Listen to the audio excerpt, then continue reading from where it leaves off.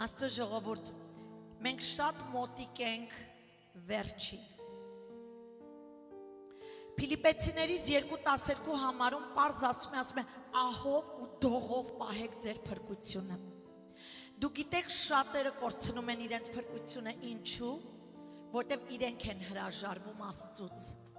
Իրենք այն սպիտակ պատմուճանները իրենց վերից հանում ու գցում եւ գնում են կեղտոտը հագնելու։ Հրաժարվում են Քրիստոս Հիսուսից, որին մի ժամանակ Հայր ու Աստված էին կանչում, այսօր ապրում են ավելի վատ կյանք, քան աշխարհն է ապրում։ Գիտեք, միակ պատվիրանը, որ խոստմունքով է, մենք գիտենք Աստված տվեց 10 պատվիրաններ, բայց մի պատվիրանը, որը խոստմունքով էր Աստծո ժողովուրդ ջան, դա այն էր, որ Աստված պատվիրեց ու ասաց. պատվիր հայրդ եւ մայրդ։ Եվ խոստմունքը դրա մեջ որն էր, եթե պատվես հայրդ եւ մայրդ, երկար տարիների կյանք կունենաս, իսկ եթե չպատվես հայրդ եւ մայրդ, կարճ կյանք կունենաս երկրի վրա։ Սա տրված էր ողջ մարդկությանը, սա ամենակարևոր բոլոր պատվիրաններն են կարևոր, բայց սկսում ամեն բան մեր տնից, որ մենք պետք է այդ պատիվը ցույց տանք մեր ծնողներին։ Հիմա հոգևոր առումով ես կուզեմ սա ուրիշ ձևով ներկայացնեմ ձեզ։ Աստված, ինչպես կհիշեք, մի քանի շաբաթ առաջ քարոզ տվեցի, Աստված մեր հայրն է։ Կարա եկեղեցին ասի ամեն։ Ում մենք պարտավոր ենք պատվենք եւ սիրենք ամբողջ հոգով, մտքով, զորությունով։ Իսկ Աստծո խոսքը Հիսուս մեզ պարզ ասում է, եթե ինձ սիրում եք, ուրեմն իմ խոսքը պահեք։ Գիտեք սրա մեջ պայմանը որն է։ Եթե մենք պատվենք մեր հայր Աստծուն այնպես, ինչպես ինքը արժան է, ստեղ խոստմունք կա, երբեք մահ չենք տեսնի։ Եվ մահ ես չեմ խոսում մարմնավոր մահ, ես խոսում եմ հավիտենական մահ։ Երբեք մենք մահ չենք ճաշակի, որովհետև մեր հայրը խոստացել է, որ մեզ կտա հավիտենական կյանք, երբ որ մենք իրեն հետ քայլենք, իր որդուն մեր վրա հագնենք։ Ամեն։ Գիտեք ինչու են շատ հոգևոր ժողովուրդ, հավատացյալ ժողովուրդ այսօր, թույլ տվեք ասեմ փչանում, թույլ տվեք ասեմ Աստծուն թողում ու հեռանում, գիտեք պատճառը որն է, որովհետև զգացմունքներին են տիրում, որովհետև զգացմունքային մարմնավոր քրիստոնյաներ են նրանք։ Եթե մենք Աստծուն ընդունել ենք որպես մեր Տեր ու Փրկիչ եւ վերստին ծնունդ ենք առել Սուրբ Հոգով, մեր զգացմունքները պետք է թույլ տանք Սուրբ Հոգին ամեն ժամանակ տիրի նրանց վրա։ Որտեւ զգացմունքային, եթե մենք քայլենք, ես այսօր եկեղեցի կգամ, որովհետեւ Ռոզին այս եկեղեցում է, իմ մտերիմ ընկերուին։ Ես այսօր եկեղեցի կգամ, որովհետեւ այս ինչ մեկը ինձ ծանոթ ասեց լավ է այդ եկեղեցի։ Մենք այս զգացմունքներով ու հասկացողությունով աստվածապաշտության կյանք չենք կարող ապրել։ Այսօր մի բան եմ խնդրելու եկեղեցի։ Այն ինչի մեջ, որ այս եկեղեցին շատ մեծ հարված է կերել, ես այսօր ուզում եմ ձեզ զգուշացնեմ մի կարևոր բան։ Ով ականջունի կլսի հոգին ինչա խոսում իր հետ։ Եթե նույնիսկ աղջիկդ եկեղեցի չգա, դու դարձյալ շարունակի գալ Հիսուսի համար։ Եթե դու գալիս ես քո կողքինիդ համար, հիմիկվանից խորհուրդ կտամ մի էլ արի, որովհետև քո աստվածապաշտությունը կիսատ պռատ չի կարող լինի։ Կամ դու գալիս ես Հիսուսի համար, կամ դու չես գալի, որովհետև Աստված իր փառքը չի տա մարդուն։ Անօքուր գիտեմ դու անի շատ մտերիմ լավ հարազատ ընկերուներ եք, բայց եթե մի օր մեկն ու մեկդ որոշեք չգաք, մույսը չընկնեք ու նրա համար չգաք, եկեք Հիսուսի համար, որովհետև ասում այն մարդը որևէ մեկին, ամուսին կնի, կին կնի, երեխա կնի, որևէ մեկին, եթե ինձանից ավել դասեց, ինձ արժան չի։ Մեր աստվածապաշտության հիմքը պետք է լինի Քրիստոս Աստված։ Եթե մեր աստվածապաշտության հիմքը հովիվն է ձեր ես եմ, ուրեմն դուք արդեն իսկ պարտվել եք։ Դուք իմ վրա չեք կարող կառուցել աստվածապաշտություն։ Ձեր աստվածապաշտությունը պետք է լինի Քրիստոս Աստվածը։ Եվ այսօր ուզում եմ կոչ անեմ ողջ եկեղեցուն ասելով մարդու համար եկեղեցի չգաք։ Եթե դա է ձեր պատճառը եկեղեցի գալու, դուք արդեն իսկ պարտված եք թշնամուն։ Մեր Աստվածապաշտությունը հիմքը պետք է լինի Քրիստոս Աստվածը, որին մենք կպաշտենք այսօր, վաղը եւ հավիտյան, որի մեջ կա ընթացք, որտեղ մենք կընկնենք, կտկարանանք, կպակասենք, կթուլանանք, կվիրավորվենք, նույնիսկ եկեղեցուց, անդամներից, բայց մեր Աստվածապաշտությունը երբեք կանգ չի առնի, որտեղ մենք նայում ենք մեկին, որի անունն է Քրիստոս Աստված։ Բոլոր նրանք, ովքեր հասկացան, թող ասեն ամեն։ Գիտեք, որ յուրաքանչյուր հավատացյալ, երբ որ առավոտյան արթնանում է, իր առաջի բանը, որ պետք է լինի, պետք է ինքը հագնվի արդարության, փրկության, պատրաստության զգեստով, մինչ տնից դուրս գալը։ Ես ձեր տեղը լեկ ասեի ամեն։ Թույլ տվեք ավելի պարզ բացատրեմ, մանավանդ, որ նոր անձեր կան այսօր այստեղ։ Երբ մենք առավոտյան արթնանում ենք, առաջի բանը ինչ ենք անում։ Առավոտյան արթնանում ենք, առաջի բանը մեր ատամներն ենք լվանում, մտնում լողանում ենք, հելնում ենք եւ սկսում ենք դիմահարդարվել, հա, պատրաստվել, կանայք իրենց մեյքափը, մի խոսքով։ Պատկերացրեք դուք մի պահ առավոտյան արթնանաս, բոլորիս է վերաբերվում անհատական, հա, ատամները լվանաս, լողանաս, դիմահարդարվես, պատրաստվես ու մերկ տնից դուրս գաս։ Աստծո ժողովուրդ, վստահ եմ, ոչ ոք նման բան չի անում, որովհետև առողջ մտքով, առողջ տրամաբանականություն ունեցող մարդը տնից մերկ դուրս չի գա։ Իհարկե մի նայեք հիմա այս վերջի ժամանակակից փչացած սերունդը, որ շատ ենք տենում մերկ դրսերում, բայց իրականում նորմալ միտք ունեցող մարդը դա կլինի աղջիկը, ով ուզում լինի, մերկ տնից դուրս չի գա, հագուստդ հագնում ես, հագում կապում ես քեզ, որպեսզի ներկայացվելի կնես, հա։ Նման մարդիկ, որը տենց մերկ դուրս գան, ընդամենը ինձ թվում է պատկանում են հոգեբուժարաններում։ Հիմա թույլ տվեք հոգևոր առումով բացատրեմ ինչ ի նկատի ունեմ եւ ինչու ես այս օրինակը տվի, բայց ինչ կբացատրեմ, կխնդրեմ, եթե կարելի է էսին միացնենք, գոնե արչեվի մասը, լավ։ Հոգևոր իրական աշխարհ գոյություն ունի։ Կարա եկեղեցին ասի ամեն։ Ես խոսում եմ հոգևոր իրական աշխարհ գոյություն ունի։ Եթե մենք հոգևորներս մինչև այսօր դա չգիտենք, մենք իսկապես ուրեմն հոգևոր առհասարակ աճածե չենք։ Բացի այն աշխարհը, որտեղ մենք բնակվում ենք, հոգևոր աշխարհ գոյություն ունի։ Որտեղ ամեն օր մենք պետք է հագնենք արդարության, փրկության զգեստները։ Առանց զգեստավորված հոգևոր արդարությամբ մենք իրավունք չունենք տնից դուրս գանք կամ որևէ մեկի հետ առհասարակ առնչվենք։ Գիտեք ինչու, որովհետև դա նշանակում է, որ մենք հոգևոր մերկ ենք եւ հենց այստեղ թշնամին կօգտվի խոցել մեզ խայտառակության մեջ։ Շատ հավատացյալներ այսօր խոցվում են, այսօր վնասվում են զուտ մեկ պատճառով, որովհետև իրականում հոգևոր հանդերձ չունեն իրանց վրա։ Քիչ առաջ ինչպես երգեցինք այդ երգը, հա, հանդերձները ստեր հագցու, որտեղ Հիսուսը գալիս է իր եկեղեցու համար։ Թույլ տվեք օրինակ տամ։ Հոգևոր մերկությունը սկսվեց Եդեմի պարտեզում։ Եդեմի պարտեզում Ադամն ու Եվան ինչ պատճառով թաքնվեցին։ Դուք գիտեք, որովհետև նրանք մերկ էին։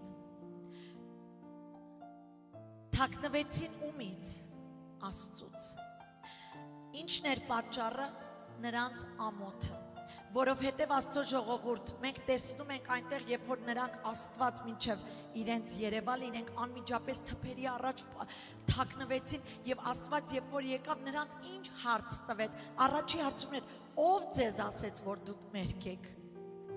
Ով ձեզ ասեց, որ դուք շոր չունեք ձեր վրա։ Մենք ինչ ենք հասկանում այստեղ, որ սատանան մեղքի պատճառով նրանց զրկել էր հոգևոր զգեստից, ինչը խորհրդանշում էր Աստծո փառքը։ Աստծո փառքը նրանց վրաներից գնացել էր եւ ինստինկտիվ նրանք արդեն իրենց մերկությունը տեսան։ Աստծո ժողովուրդ, Մենք էլ էինք մեկ ժամանակ հոգևոր մերկ։ Ճիշտ հասկացեք ինչ եմ քարոզում,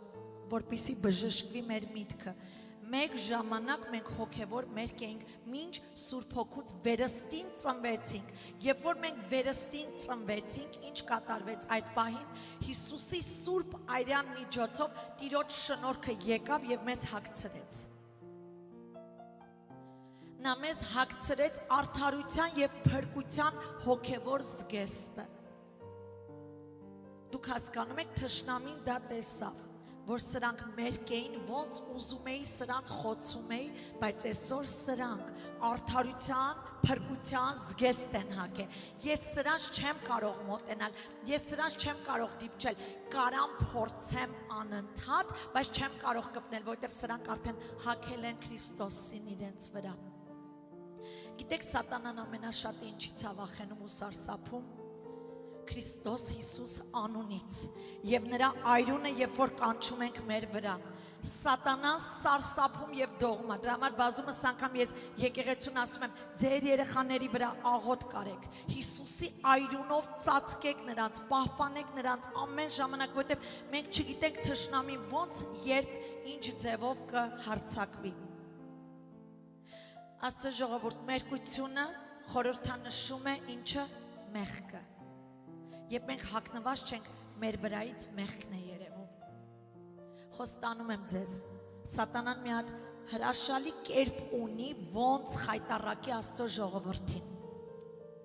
Որքան է մենք ուզենանք ծածկենք, որ մեղք ունենք, խոստանում եմ էլի մեկ բան ձեզ, ձեր քայլվածքից, ձեր նստելու ձևից, ձեր խոսալու ձևից, ձեր հագնվածից, ձեր նայվածքից ես ինքս որպես Աստծո մարդ գիտեմ, որ մեղքի մեջ եք։ Սատանան խայտառակել անել գիտի։ Եվ Աստծո ժողովրդին տրված է իմաստություն ու զանազանություն, որ մենք կարող ենք նկատենք այն անմիջապես։ Հիսուս մեզ ասաց, կհիշեք այն մարդուն, երբ որ բժշկեց, ինչ ասաց, գնա եւ այլևս մեղք մի գործի։ Հիսուս այդ խոսքերը մեզ ասել։ Յուրաքանչյուրիս է այդ խոսքերը վերաբերվում, ասաց գնա եւ մեղք մի գործի։ Ինչն էր խորհուրդը այդ դրա։ Խորհուրդը նա էր, որ Հիսուս մեզ ուզեց ասի գնացեք եւ այլևս մերկ ման մի եկեք, հագեք ինձ, ապրեք ինձանով։ Ձեր միտքը թող նորոգվի Քրիստոսով։ Գիտեք, ոմանք ասում են, աշխարհը շատ է, չի ասում, կարմիր կովը իր կաշին չի փոխում։ Լսել եք, թե լսել եք, մանավանդ հայաստանցիներ լսել եք, ուշադիր հիմա լսեք, նման բան գոյություն չունի։ Հիսուս եթե կարա սիրտ փոխի, հոգի փոխի, Հիսուս կարա քո կաշիդ էլ փոխի, հաստատ վստահ եղեք դրանում, ամեն։ Հայտնություն 16-15 համարը, այսպես է ասում։ Հիսուսն է ասում, ահա գալիս է, ինչպես գողը, ինչպես գողը, երանի նրան, որ արթուն է եւ պահում է իր զգեստները, որ մերկ ման չգա ու նրա ամոթանքը չտեսնեն։ Այս հատվածում Տերը մեզ առաջնորդում է արդարության, փրկության պատրաստությունը հագնենք, ասում է գողի նման գալու եմ, գողը որ գալիս է չի զանգում տան տիրոջը, ասում է գիտես այս ժամին ես քո տունն եմ մտնելու, անենց ժամանակ, անենց ձևի է մտնում, որ քո մտքի ծայրով նույնիսկ չի անցնում, ինչու դա գիտեմ, որովհետև գողություն կատարվել է մեր տանը եւ ես վստահ գիտեմ ոնց էր, որ մենք վստահ ենք ամեն բան հանկարծ մտավ, հիմա ես ձեզ եմ ասում Հիսուսը օրինակ է տալի, ասում է գողի նման եմ գալու, այսինքն քո մտքի ծայրով չի անցնելու, որ ես գալու եմ հենց այդ ժամին, այդ վայրկյանին, այդ օրն եմ գալու։ Հիմա ինչ ասա մեզ ասում, զգաստանանք, որովհետև շատ բաներ կա, որ մենք անում ենք, մեզ թվում է, որ կանցնի, հələ պատկերացա քո այն ամենազզվելի մեղքի մեջ Հիսուսը գա։ Ուր կհայտնվես դու։ Աստծո ժողովուրդ, ուրեմն արդարության զգեստը դա փակում է մեր մեղքերը, մաքրում է մեզ, Հայր Աստծո առաջ մեզ արդար ու կատարյալ է ներկայացնում Աստված, ամեն, մինչդեռ մերկությունը խորհրդանշում է ամոթ հոգևոր անպատրաստություն։ Երբ որ մենք թռուցիկ ենք նայում, ադե հիմա շնորհքը կա, Տիրոջ շնորհքը հագել ենք, ինչը պիտի խանգարի մեր փրկությանը։ Շնորհքը դա լայսենս չի, որ մենք գնանք ու ինչ ուզենք անենք, գողանանք, պղծվենք, դա իրավունք չունենք։ Մենք հակառակը այդ շնորհքը մեզ տրվեց, որ մեր անշնորհքությունը վերածվի շնորհքի, որպեսզի մենք կարողանանք իրականում ապրենք Քրիստոսի նման։ Այդ ամենը սկսում է մեկ բանից, ստեղից, մտքից։ Գիտեք ինչու են մարդիկ այսօր բռնված մեղքի մեջ, որովհետև իրանց միտքը նորոգված չի։ Իրանք միգուցե լավ փառաբանություններ անեն, միգուցե լավ քարոզներ տան, միգուցե լավ հոգևոր խաղան, Աստծո խոսքերով լավ խոսեն, մեջբերումներ անեն, բայց միտքը նորոգված չի։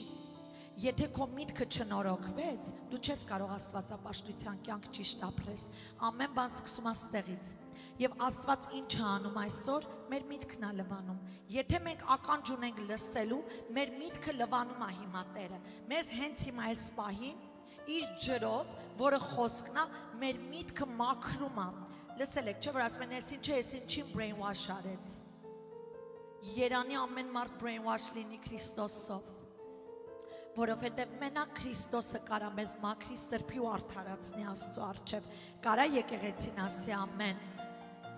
Մեկ այլ հատվածում Հայտնություն 3:4 համարում այս խոսքերն ասում է, մի քանիսները իրենց զգեստները չկեղտոտեցին։ Երբ որ ես քարոզս գրում եմ ու այս հատվածը գրեցի, խոստանում եմ ձեզ, մի քանիսը այսենց աչքիս առաջ մի անգամից Տերը բերեց ու տեսա եկեղեցու այդ անդամները, ովքեր իսկապես ահով ու դողով պահում են իրանց փրկությունը, ովքեր այնքան են դողում, չեն թույլ տալի, որ իրանց զգեստները հանկարծ կեղտոտվի։ Հրաշալի է, երբ որ մարդը նման սկզբունքով է իր աստվածապաշտությունը ապրում։ Պողոս առաքյալը մեզ առաջարկում է այս խոսքերը 2 Կորինթացիս 5:3-ում, ասում է, երբ այն հագնեք, մերկ ման չեք գա։ Այսինքն առաքյալը, մարգարեները բոլորը մեզ քաջալերում են հագեք ում Հիսուսին, որտեղ միակ արդարը երկնքում մեկը չգտնվեց, որ բացեր այդ գիր, միայն արդարը Քրիստոս Հիսուս էր, մորթված գառնուկներ, որ կարող էր ու իրավունք ուներ բացելու այդ կնիկ, այդ փակվածը։ Եզեկիել 18 համարում այս խոսքերն ասում, քաջալերում ասելով հագուստ հագնելը համարվում էր արդար արարք։ Այսինքն, երբ որ մարդը հագուստ է հագնում հոգևոր, դա արդար արարք է համարվում Աստծո առաջ, ամեն։ Այսօրվա քարոզի վերնագիրը այնքան գեղեցիկ ծնվեց իմ սրտում, սա մտածում էի եւ անկեղծ ասած խորհում իմ մեջ, որ Տեր իմ Աստված, եկեղեցի շատ մարդիկ են այցելում, օրկաստեղ լիքը ժողովուրդատեղ չկա, բայց վերջերս շատ են եւ մտածում եմ, ասում եմ, Տեր իմ Աստվածս, արդյոք բոլորն են, որ իսկապես քեզ հագել են, իսկապես քեզ ունեն իրենց մեջ, արդյոք բոլորն են, որ քեզ որպես Տեր ու Փրկիչ ընդունել են, ու եթե մեկին Տեր ու Փրկիչ ես ասում, եթե դու մեկին ասում ես Տեր, դու պիտի խոնարհվես, ինքը քո Տերն է, դու չունես քո ազատ կամքդ, դու ունես մի կամք քո կյանքում, որը ինքն է եւ իր կամքը պիտի կատարես, եւ հարցում էր մեջս առաջացել, արդյոք բոլորն են եկեղեցում քեզ հագել։ Խոսքը չի վերաբերվում նորերին, որտեվ նորերը դեռ բաներ կա չեն էլ հասկանում դեռ լիովին ինչու, որտեվ նոր են, դեռ իրենց համար իրանք հավատքով եկել են վերջ, բայց խոսքս վերաբերվում է նրանք, որ երկար տարիներ Աստծո հետ քայլում են, արդյոք Աստծո երկյուղով են ապրում, արդյոք հագել են քեզ Տեր։ Եվ քարոզը ծնվեց սրտումս այս խոսքերը, արդարության զգեստը, եւ հատվածը այնտեղ գրված է, հա, հանդերձները թող մի սպիտակ լինեն եւ գլխիդ յուղը թող չպակասի։ Աստծո ժողովուրդ, հարցումս հետեւյալն է ուղված Քրիստոսի եկեղեցուն։ Ոմանք ստեղ նոր են եւ միգուցե գնացել են եկեղեցի, որտեղ ընդամենը մոմ են վառել եւ պատարակ են լսել եւ հելել են։ Ես ուզում եմ ձեզ ասեմ, եկեղեցին այն չի, որ գմբեթները, մոմերը կամ նկարներն են։ Եկեղեցին 2-3 հոգի Քրիստոսի անունով մեկտեղ հավաքվելն է։ Եկեղեցին դու ես, անձամբ, որ ասում դու կլնես Սուրբ Հոգու տաճար, որտեղ ես կբնակվեմ։ Հասկանում եք, Հիսուս ասաց այլևս այդ գմբեթները, գեղեցիկ նկարներն ու բաները չեն։ Անցած շաբաթ ստեղ ունեինք մի ընտանիք, որտեղ եկան, լսեցին Աստծո խոսքը, սիրեցին, բայց մեկ բան, որ նկարներ ու խաչ ու մոմ չկա, խաչը կա, նկարներն ու մոմը չկա, մենք այդ եկեղեցին չենք այցելի։ Ցավում եմ, որտեվ Աստծո խոսքը ասում է գիտելիք չունենալու պատճառով իմ ժողովուրդը գնում է դեպի ուր կորուստյան։ Կորուստ են գնում, որտեվ գիտելիք չունեն։ Միակ բան, մարդը սովորացել է, որ մոմ վառես, ուրեմն դա ճիշտ քրիստոնեությունը նման բան գոյություն չունի։ Բացեք ինձ մեր ավետարանը, որը նույնն է, նույն ավետարանն է։ Միտեղ ցույց տվեք, որ ասում է մոմ վառի, երբ որ եկեղեցի գնաս, որ փրկվես, կամ որ աղոթքդ լսվի երկինք։ Մոմը ինչու են վառել այդ ժամանակը։ Դրա համար խորհուրդ կտամ, ես չեմ պատասխանի, գնացեք ինքներդ քննեք եւ իմացեք, եկեղեցին դու ես։ Դու Սուրբ Հոգու տաճարն ես, որտեղ Աստված բնակվում է։ Դու պարզապես հոգով կանչի նրան, խոսի նրա հետ, նա քեզ այցելելու է։ Որովհետև ամեն բան փոխվեց։ 5 տակարան կար օրենքներ, կարգ ու կանոն, տաճարը կառուցել, տապանակը, ամեն բան, բայց նոր կտակարան Հիսուսը մտավ եւ այդ կրոնավոր հասկացողությունը, այդ կրոնավոր, որտեղ կրոնը մեզ երկինք չի տանելու, խոստանում եմ ձեզ, լուսավորչական, ավետարանչական, սա մեզ երկինք չի տանելու, մեզ տանելու է մեկը, որի անունն է Հիսուս, եւ նա ուզում է անձնական հարաբերություն։ Լսեք, անձնական հարաբերություն է ուզում Հիսուս քո հետ։ Ուզում է դու իրան հայր ճանաչես, ուզում է դու իր հետ խոսես, անկեղծանաս եւ պարզ ամեն թեմաներից խոսաս նրա հետ։ Աստծո ժողովուրդ, խոստանում եմ ձեզ, նա լսում է։ Չկա մի բան իմ կյանքում, կլինի տկարություն, կլինի որևէ լավ բան, ամեն ինչ իրա հետ եմ կիսվում։ Մեկն է, որ չի խայտառակում, մեկն է, որ չի վիրավորում, մեկն է, որ միայն կարա ինձ օգնի, մեկն է միայն, որ ինձ կարա իմ ընկած վիճակից բարձրացնի, մեկն է, որ երբեք ու երբեք իմ վրայից իրա հանդերձը չի հանի, իրան չի հանի։ Այդ մենք ենք, որ հանում ենք, ուզում եմ դա հասկանանք մենք, Աստված չի փրկում մեզի, որ մենք հետո չփրկվենք, Աստված մեկ անգամ փրկում է եւ մենք փրկվում ենք, երբ որ մենք նրան հագնում ենք, երբ որ նրա կնիքը մեր վրա է, ամեն, խնդրում եմ ձեզ, ձեր աստվածապաշտությունը չթույլ տակ վերածվի թրենդի, ձեր աստվածապաշտությունը չթույլ տակ վերածվի ինչ-որ սենց մոդայա, ձեր աստվածապաշտությունը թող լինի խորը երկյուղով, աստվածավախ կյանք, որովհետև Հիսուս գալու է, բոլոր նրանք, որ ծաղրում են Աստծուն, կամ ծաղրում են Աստծո մարմնի եկեղեցուն, մի օր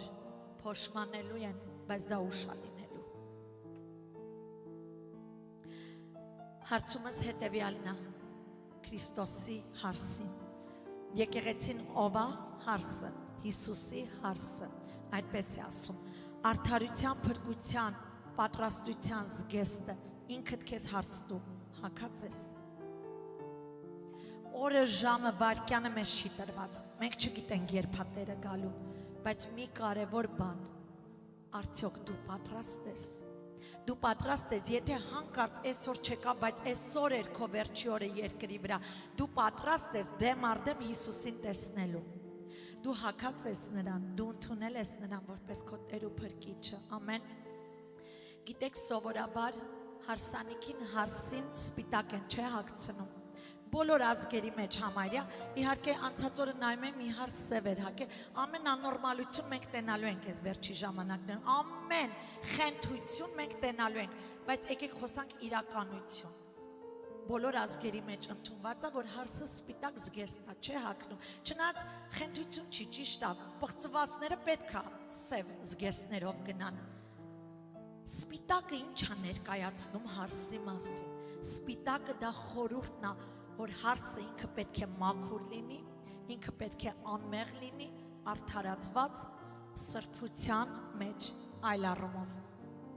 Հիմա թույլ տվեք ընթերցեմ Հայտնություն 19:7 համարը։ Ուրախանանք եւ ցնծանք, որ ու փառք տանք նրան, ում մասին է խոսքը Հիսուսի, որովհետեւ գառան հարսանիքը հասավ եւ նրա կինը ով է։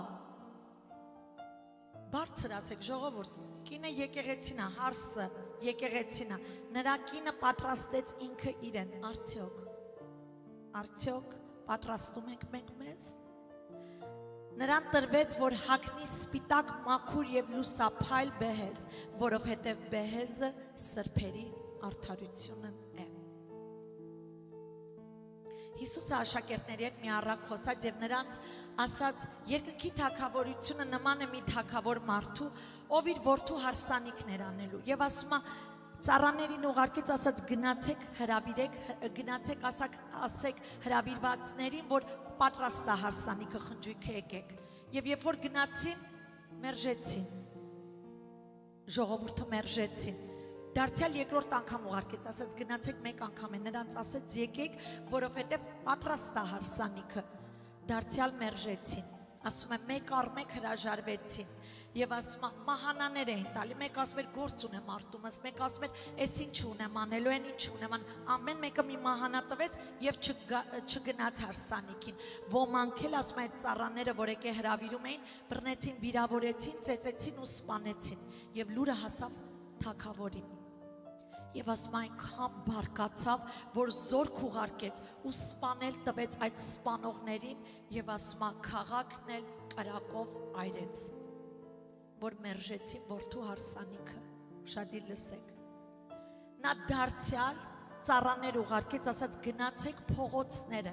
գնացեք ասեց խաչմերուկները, ճանապարհներին, ինչ ում կտենակ հրավիրեք հարսանիքին որդուս, ասաց կլնեն չար թե բարի, սա ովքեր են, մենք ենք, հեթանոսներս, ասաց գնացեք եւ բոլորին հրավիրեք իմ որդու հարսանիքին, եւ ասում ով լսում էր լուրը գալիս էր։ Հավաքվեցին մեկտեղ, հիմա ուշադիր լսեք, երբ հարսանիքը սկսեց, թագավորը ներս մտավ եւ ինչ էր անում, հյուրերին էր նայում եւ հանկարծ նկատեց նրանց մեջ մեկին, ով որ համապատասխան հարսանիքի հագուս չէր հագել եւ նրան ասաց. ընկեր, առանց հագուստի ինչպես ես դու այստեղ մտել։ Եվ ասում է իսկույն այդ մարդը պապանձվեց, չկարողացավ պատասխան տալ նրան։ Այսինքն թագավորը ինչ էր հարցնում այդ մարդուն, ինչ զգեստի մասին էր խոսքը վերաբերվում էր Հիսուսին, ինչու չես հագել։ Ես ուզում եմ ձեզ մի պաստեղ կանգ առնեմ, մի հատ օրինակ տամ, որքան էլ ում վրա օրինակը տամ, որ չի նեղվի, որքան էլ Ռոզի վրա տամ, Ռոզի ջան, որքան է ես քեզ սիրեմ, բայց եթե ես մերժեմ քո երեխեքին ու չսիրեմ, դու ինձ կընդունես իրականում։ Մի կասկածի այախ չի ասա ոչ։ Լսեք, մտածում էլի այդքան սիրում ես ինձ։ Ժողովուրդ, լավ Ռոզի վրա սխալ օրինակ տվեցի։ Ես, որքան է դու ինձ սիրես ու հարգես, անարգես իմ որդուն, ես քեզ չեմ ընդունի։ Եթե ինձ սիրում ես, դի սիրես իմ որդուն։ Հայրասո սկզբունքը նայեք, եթե մենք իրան սիրում ենք, մենք իրավունք չունենք անարգենք ու մերժենք իր որդուն, որտեղ ինքը սկզբունք դրեց, որդուս կընդունեք, կգաք երկինք, որդուս չեք ընդունի, մերժված եք ու դատապարտված եք բոլորդ։ Հիմա հասկանում եք ինչի նկատի ունեմ, եւ այստեղ նրան ասաց, ով քեզ թույլ տվեց մտնես այս հարսանիքի սրահը, եւ նա պապանձվեց, չկարողացավ պատասխանի։ Թագավորը հրամայեց ծառաներին, ասաց բռնեք, ձեռքերից, ոտերից կապեք եւ դուրսը գցեք։ Դուրսը որն էր, խավարը, ատամների այդ կրճտալը, այդ ցավը, այսինքն Աստծուց բաժանումը։ Ցավոք սրտի այսօր շատերը դրա մեջ են եւ չեն նկատում, ինչու է իրանց կյանքը դժոխք, որտեղ իրականում Հիսուսին չեն հագել։ Հիսուսին հագնողը վերափոխվում է։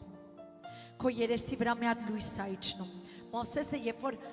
սարի վրա Աստծուն հանդիպեց եւ երբ իջավ ժողովուրդը նայում էր իրան ասում են Աստված այս ինչ փայլա իր երեսին դա Աստծո փառքն էր իջել նրա վրա յուրաքանչյուրս մենք պետք է Աստծո փայլը իջնի մեր վրա գիտեք Աստված երբ որ մեր մեջ բնակվի մենք մի հատ ուրիշ փայլ կլինի մեր վրա նկատելի փայլ կլինի մեր վրա կարանք ասենք ամեն առաջի հրավիրվածները դա հրյա ժողովուրդներ Աստծո ընտրված ժողովուրդներ մերժեցին իրան թողեց դրանց երկրորդ հրավիրվածները հեթանոսներն էին մենք էինք որը չմերժեցին երբ որ մտան Հայաստան առաքյալները եւ քարոզեցին Հիսուս Խաչյալին հրյա էր բայց հավատացինք ու ընդունեցինք ու Քրիստոսից վերստին ծնվեցին մեր պապերը դրա համար մենք քրիստոնյա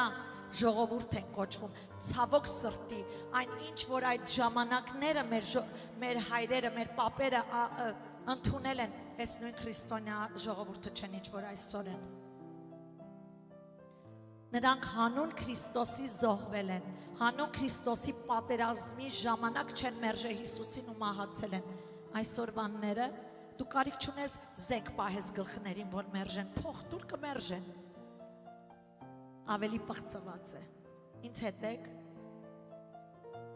հարսանիքին առանց հանդերձի եկողը չնայած Աստվածաշնչում մեկ հոգու օրինակ է տալի բայց սա շատ շատերի համար է լինելու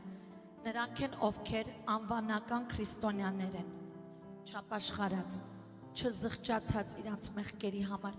չվերստին ծնվածներն են Քրիստոսի արդարությունը չհագածները ովքեր ընդամենը եկեղեցի այցելում են ոնց որ ասացի trend այցելում են socialize լինելու համար մարդկանց հետ մեզ դա պետք չի աշխարհում ավելի լավ trend-եր ու ավելի լավ բաներ է մեզ առաջարկում եկեք եկեղեցի գանք Հիսուսի համար գանք փառաբանենք իրան պաշտենք ու ամենակարևորը նստենք լսենք խոսքը որ Տերը ինձ համար այսօր կերակուր է պատրաստել որը որ ես կուտեմ ու էդի կբերի մտքի նորոգություն սրտի կարգավիճակ կփոխվի լսեք խոսքը փոխում է մեր միտքը փոխվեց մեր կամքն է փոխվում, մեր ցանկություններն է փոխվում, ցանկությունները փոխվեց, փոխվում է մեր որոշումները ու մեր քայլերը։ Սկսեցինք որոշումները փոխվեց, մեր կյանքը փոխվելու է, մեր կյանքը օրհնվելու է։ Կարանք ասենք ամեն։ Թույլ տվեք, որ ասեմ դրա համար դատաստանը սկսել է իր տան մեջ։ Ոչ բոլորն են այս խոսքերը լուրջ ընդունում, քանի շաբաթները Սուրբ Հոգին անդադ ինձ զգուշացնում է, եկեղեցուն ասա դատաստանը սկսել է իմ տնից։ Գիտեք նա համբերատար է նորերի հետ, որտեղ նորերը դեռ չգիտեն բաներ, նորերի հետ նա Սուրբ Հոգին շատ մեղմ աշխատում է, նույնիսկ մեզ ասում, շատ նուրբ եղեք նորերի հետ, այսինքն նոր են դեռ նրանք, նոր ասածս հələ ժամանակ է պետք նրանք սկսեն աճել, ոնց որ ես հիմա իմ Ալեքին ասեմ, սկսի աղոտ քանել, սկսի երգել, սկսի աստվածապաշտության կյանք ապրել, այդ երեխան սկի չի հասկանա ինչ եմ ես խոսում, ուրամնաց անի, բայց եթե ես դա ասեմ 17-18 տարեկան Անտոնին արդեն կհասկանա, որոշ չափով, որոշ բաներ կանի, դրա համար եմ ուզում ասեմ, խոսքս վերաբերում է բոլոր նրանք, որ երկար տարիներ եկեղեցում են, դատաստանը սկսել է, արթնացեք, որովհետև Աստված խաղ չի անում, Աստված մաքրում է իր տունը, Աստված առանձնացնում է այծերին գառներից, Աստված ուզում է, որ մենք օրինակ ծառայենք աշխարհի համար, եթե մենք չենք կարողանում օրինակ ծառայենք աշխարհի համար, մենք ավելի կփչացնենք ժողովրդին, քան կօգնենք։ God is exposing ամեն բան մեջ տեղը հանում ու հանելույա ես սարսափում եմ նրա ներկայության մեջ բոլորս ունենք տկարություններ մեղքեր բոլորս ժամանակ առ ժամանակ սայթակում ենք եւ սխալներ ենք անում բայց այն միտքը որ երբ որ ես պարկում եմ քնելու մտածում եմ բա որ հանկարծ այս օր Հիսուս գա ես իմ Տիրոջ հետ ուղիղ եմ թե ոչ, դա ինձ իսկապես զգաստացնում է, ես ավելի զգաստ եմ արթնանում, մեր աստվածապաշտությունը չլինի ուղակի։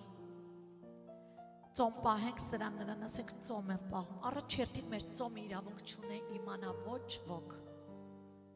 Հյուրասիրում են, չեմ ուզում, չեմ ուտում։ Դա բավական խոսք է։ Կարիք չունես նստես համոզես ծոմ եմ պահում, գիտես Հիսուսի հետ եմ հաղորդակցվում, դրա համար չեմ ուզում։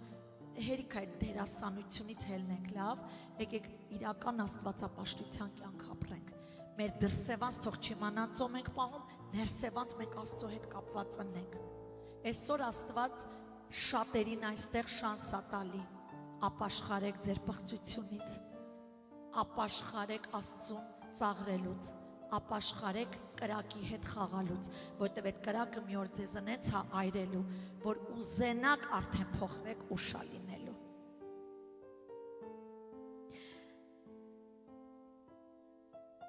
Գիտեք, ովքեր Աստծո շնորհքից հրաժարվում են, նրանց կհանգեցնի Աստծո փառքի ներկայությունը նրանց վրայից հեռանա։ Դու արդեն քո խոսակցականը կփոխվի, ինստինկտյան դու կզգաս, որ տարիներ Հիսուսի հետ քայլել ես եւ դու այլևս զգուշությամբ ես խոսում, մտածելով ես խոսում, չէ՞ հիմա մոդայա խոսան, հետո մտածեն ճիշտ ասացի թե ոչ։ Մտածում ես, հետո նոր խոսում ես։ Շատերի վրայից այդ փառքը արդեն գնացել է, պարզ երևում է։ Այն մարդը, որ կյանքում սխալ խոսք չեր ասում, եկե հանկարծ սայթակում արդեն հայհոյանքով ամոտդ խոսում, ուպս, նո։ Մեր բերանից կամ կբխի օրհնություններ, մաքուր ջուր, կամ էլ կբխի դառը ջուր, որը որ պղծությունն է, որը որ փառավորում է սատանային եւ ոչ թե Աստծուն։ Ժողովուրդ, խնդրում եմ ձեզ, զգաստացեք հոգևոր կյանքի մեջ, մենք չգիտենք ժամն ու վայրկյանը, Տերը գալու է, դա հաստատ գիտեմ։ Ժամանակները քննելով եւ նայելով իմ շուրջը ամեն բան ինչ կատարվում է, որպես Աստծո ծառա, որպես Աստծո ընտրած, գիտեմ, որ շատ մոտ է նրա գալը։ Եվ շատերի համար, մինչ նրա գալը կարող է հիմա ննջեն, պետք է արթուն լինենք։ Պետք է արթուն լինենք։ Այս շաբաթ քանի հատ մահ լսեցինք երիտասարդների, երևի մի 4-5 հատ մահ լսեցինք երիտասարդների, որ իսկապես սիրտներս ցավում էր։ Ինչից։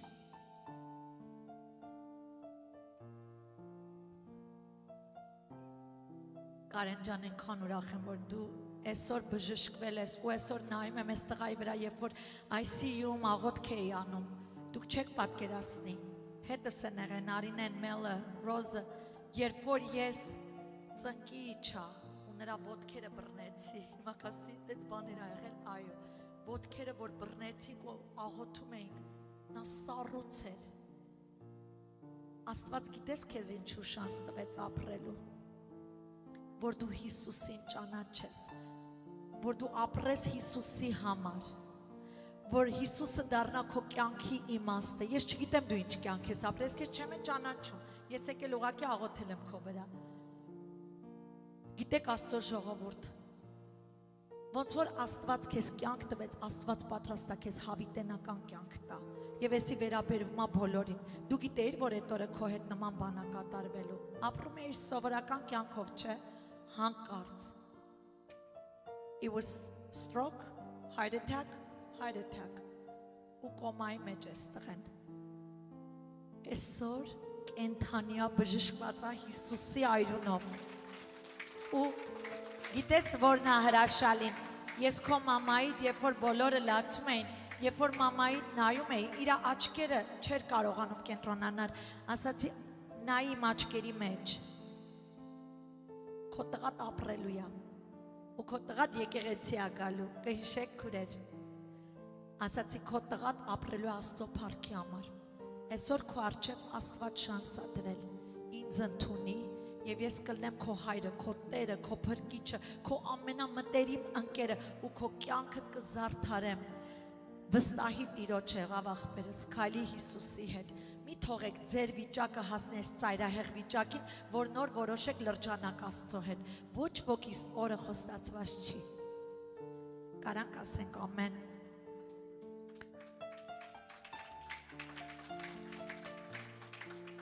Չնայած Ավետարանի հրավերը համընդհանուր է, բոլորին է հրավիրում Տերը, բայց ոչ բոլորը կլինեն ընտրված, քանի որ հրաժարվում են ենթարկվել Աստծուն։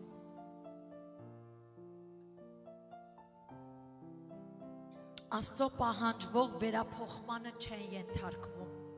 Աստծո ժողովուրդը ամենաահավոր բանն է, դրա համար էլ արդարությունը իրանց վրա չի տիրում։ Այսօր շատ հավատացյալներ ապրում են խաբված, կարծում են հագած են արդարությունը,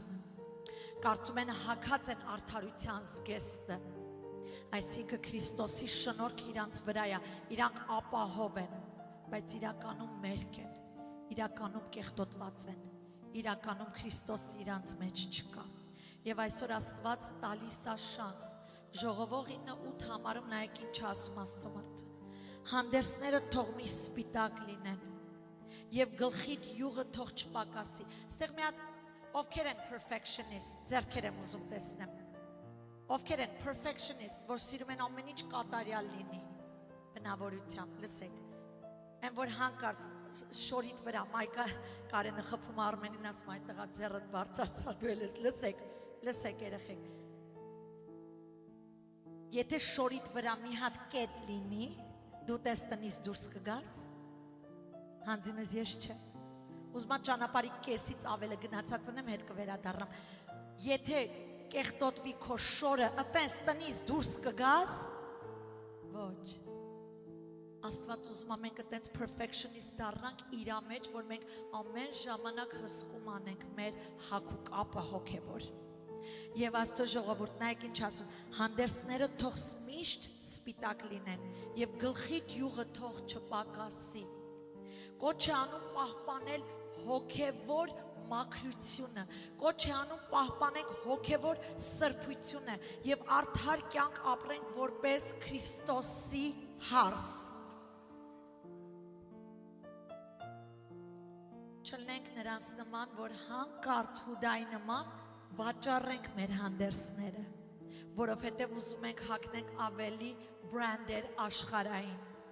Please ինձ հասկացեք հոգևոր, հա? Դրսևանց բրենդ հագնելու մասին չի խոսքը, ես ուրիշ բան եմ խոսում։ Չլինի մենք մեր սրբությունը վաճառենք Հուդայի նման, որովհետև աշխարհի պղծությունն ենք ուզում հետ հագնենք, արթուն լինենք։ Քանի դեռ շանս է մեզ տրվում, եկեղեցին իրավունք չունի կորցնի իր փայլը, իր լույսը, իր համը, իր հեղինակությունը,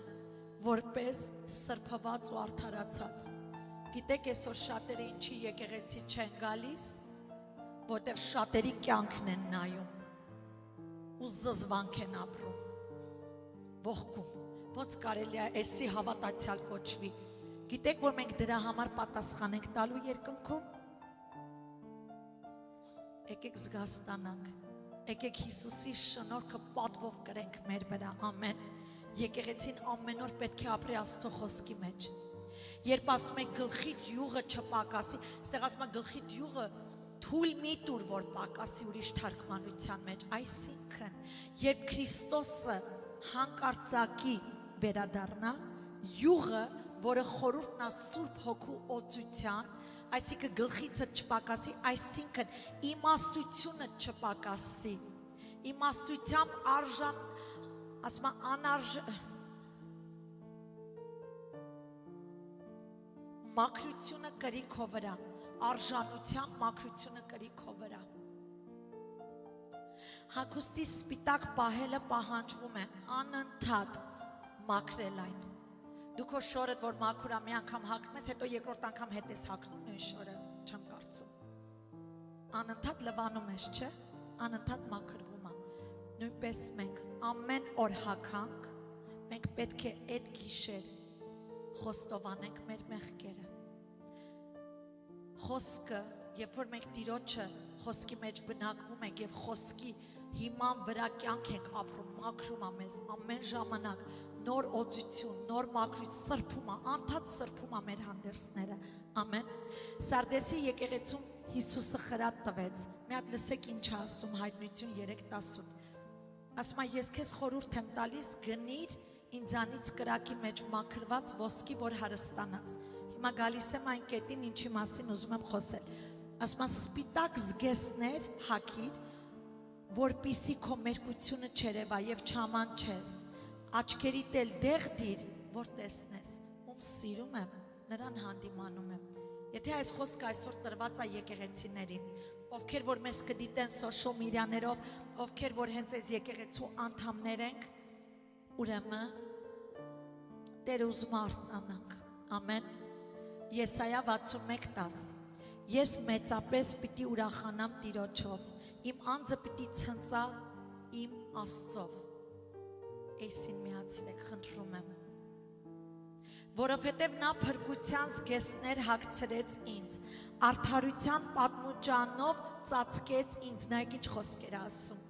Ինչպես փեսան է քահանայի նման խույրով զարդարում, եւ ինչպես հարսը, որ բջնվում է իր զարդերով։ Կներեք, բառեր կա, որ չեմ հասկանում, բայց այդպես է գրված։ Ամեն։